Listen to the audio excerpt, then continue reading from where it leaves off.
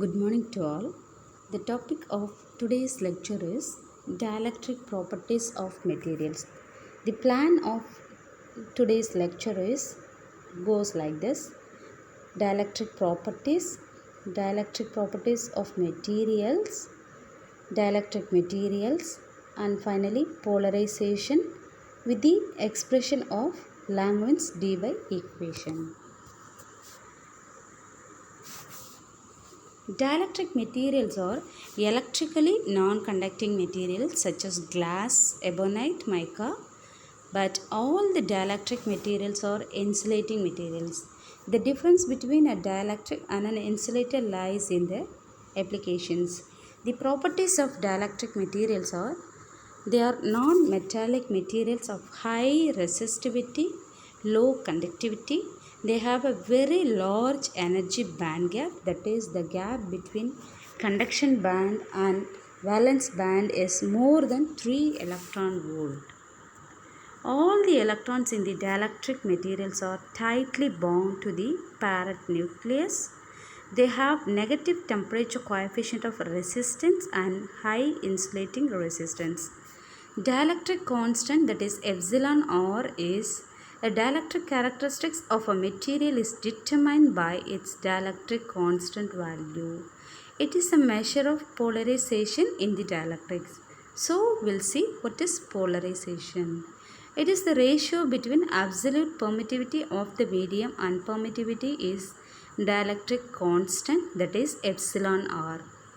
Epsilon r is equal to epsilon divided by epsilon naught, where epsilon r is dielectric constant, epsilon is absolute permittivity, epsilon naught is permittivity of free space. Here we are going to see polarization. What is polarization? What are the applications of polarization? The electrical behavior of a dielectric material can be changed by the application of an external electric field to the material. When an external electric field is applied to dielectric material, it exerts a force on the both positive and negative charged particles of each atom present in the dielectric material. So, the positive charges are pushed in the same direction of the electric field, while negative charges are pushed in the opposite direction. Now, we'll see what is polarization in a short form. The process of producing electrical dipoles inside the dielectric material by the application of external electric field is called polarization in dielectrics. So, we'll see polarizability. Polarizability is found that the average dipole moment which is applied to the proportional to applied electric field, that is mu is directly proportional to applied external electric field E. So alpha is polarizability is equal to mu bar divided by E. Polarizability is defined as the ratio of average dipole moment, that is mu bar, to electrical field applied. The unit is farad per farad meter square. Next we'll see polarization vector. Polarization vector is defined as the average dipole moment per unit volume of a dielectric material. If n is number of atoms per unit volume in the material and mu bar is average dipole moment per atom, then polarization vector is equal to n into mu bar. The unit of polarization vector is coulomb per meter square. Polarization happens in dielectric material with various mechanisms. So, we are having different mechanisms of polarization. We have 4 different polarization mechanisms. One is electronic polarization, ionic polarization, orientational polarization, and space charge polarization. First, we'll see the derivation of electronic polarization. Electronic polarization is due to the displacement of positively charged nucleus and negatively charged electrons of an electron atom in the opposite direction on the application of an external electric field. So, the dipole moment will create in the dielectric material. This can be measured by using electrical field strength. That is, mu is directly proportional to E. Mu is equal to alpha E into E, where mu is dielectric dipole moment, alpha E is electronic polarizability, E is applied external electric field. Now we'll see the calculation part of electronic polarizability. Consider this is the material, dielectric material. Without electric field, the atom of dielectric material of nuclear charge Ze, where Z is atomic number and E is charge of electron, are distributed uniformly throughout the atom of radius r, which is shown in the first figure. The centers of the electrons cloud and the positively nucleus are at the same point, and hence there is no dipole moment when there is no applied external electric field. So the negative charge density of an atom of radius r is given by rho is equal to total negative charge divided by volume of the atom. That is, rho is equal to minus 3 by 4 Ze divided by pi r cube. When we apply electric field, what happens to the material? When we apply external electric field to the dielectric material, the dielectric is placed in an electric field of strength. Two phenomena occurs. One is Lorentz force, other one is Coulomb force. First, Lorentz force. Lorentz force will tend to move the nucleus and electron cloud of that atom from their equilibrium positions. The positive nucleus will move towards the field direction and the electron cloud will move in the opposite direction, which is shown in the figure. After separation, an attractive Coulomb force arises between the nucleus and the electron cloud, which will tend to maintain the original equilibrium position. These two forces are occurring in the dielectric material. The electron cloud and the nucleus move in opposite directions and they are separated by a distance small x, where there is a formation of electrical dipole in the atom.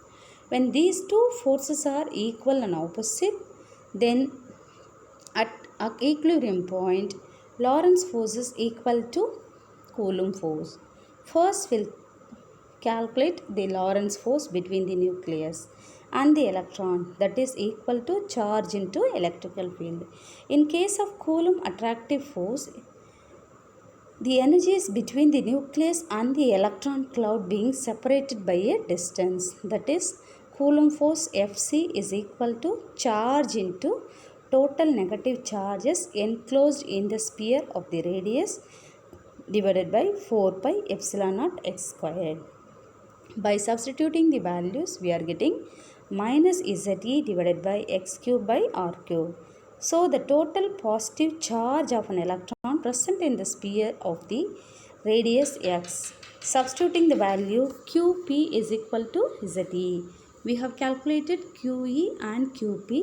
So we are getting the Coulomb force Fc is equal to minus Z squared E squared x divided by 4 pi epsilon naught r cube. At equilibrium point, as we know, Coulomb force is equal to Lorentz force. So substitute the values of Lorentz force and Coulomb force and equate and simplify it. So we are getting small x value, that is 4 pi epsilon naught r cube into E divided by Ze.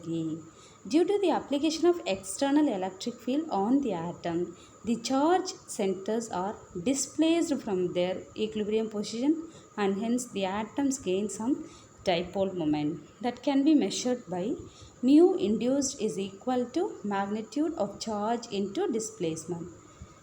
By substituting the small x value from the above equation, in this equation we can get mu induced is equal to 4 pi epsilon naught r cube into E. Take the constant terms out, that is mu induced is equal to alpha E into E, where alpha E is electronic polarizability. It takes the value of 4 pi epsilon naught R cube. Here, the electronic polarization is independent of temperature. It is proportional to the volume of atoms in the material, and also electronic polarization takes place in all dielectric materials. Next, we'll see the second polarization mechanism, that is ionic polarization. Ionic polarization is due to the displacement of cations and anions in opposite directions. This occurs in ionic dielectrics by the influence of external electric field. When an electrical field is applied on an ionic dielectric, there is a shift of one ion with respect to another form from their main position. The positive ions displace in a direction of applied electric field through the distance x1, and likewise the negative ions displace in opposite direction with the distance of x2, which is shown in the figure. So, the net distance between two ions, that is positively charged ions and negatively charged ions, is equal to x1 plus x2. The ions are displaced from their mean position in their respective directions by applying this force. So, the restoring force for positive ion is equal to x1, that is F is directly proportional to x1.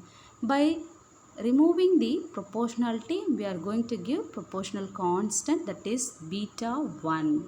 For case of negative ions, the restoring force is F is directly proportional to x2. In the same way, we get F is equal to beta 2 x2. So, beta 1 and beta 2 are restoring force constant values which depend upon the masses of the ions and angular frequency of the molecules in the material. If M is the mass of positive ion, capital M is the mass of negative ion, and M naught, omega naught is the angular frequency, then beta 1 is equal to small m omega naught squared, beta 2 is equal to capital M omega naught squared. Now apply this beta 1 and beta 2 in the above equations of forces. So F is equal to m omega naught squared x1. Likewise, F2 is equal to capital M omega naught squared x2. Here we are going to apply a small relationship, F is equal to EE. So EE is equal to m omega naught squared x1. Likewise, we can calculate the x2 value, that is EE divided by m omega naught squared. So we have obtained x1 and x2 value. Add these two values, that is x is equal to x1 plus x2. Substitute and simplify it. We are getting x is equal to EE divided by omega naught squared 1 divided by m plus capital 1 divided by capital M. The dipole moment is equal to the product of charge and distance of separation between the charges in ionic polarization. So mu is equal to E into x. Substitute the above x value in this equation. We get mu is equal to E squared E divided by omega naught squared into 1 divided by small m plus 1 divided by capital M. Here alpha I is ionic polarizability of the material. That is alpha I is equal to E squared divided by omega naught squared 1 divided by small m plus 1 divided by capital M. Here this ionic polarizability is inversely proportional to the square of angular frequency of the ionic molecule. It is directly proportional to its reduced mass, which is 1 divided by small m plus 1 divided by capital M, and also it is independent of temperature. Till now we have seen electronic polarization and ionic polarization. Now we are going to see orientational polarization. Orientational polarization takes place only in polar dielectric materials.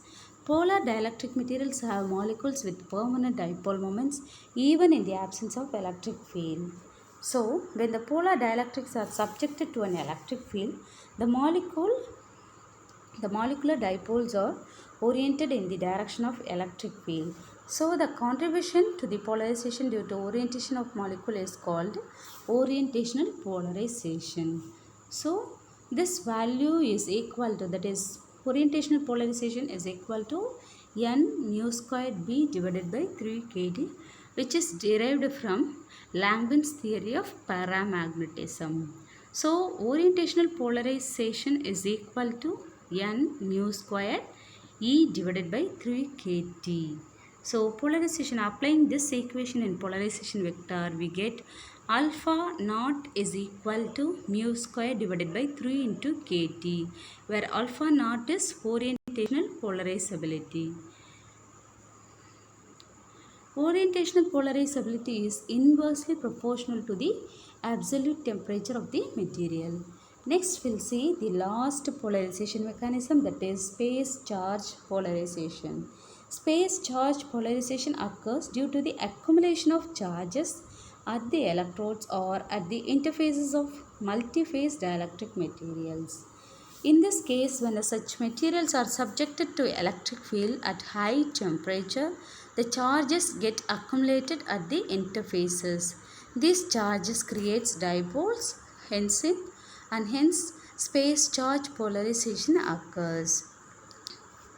Space charge polarization is very small when compared to other polarization mechanisms like electronic polarization, ionic polarization, and orientational polarization. So, combine all these equations, that is total polarization alpha is equal to alpha E plus alpha I plus alpha naught plus alpha S. Alpha S is very small value, so we can neglect that value.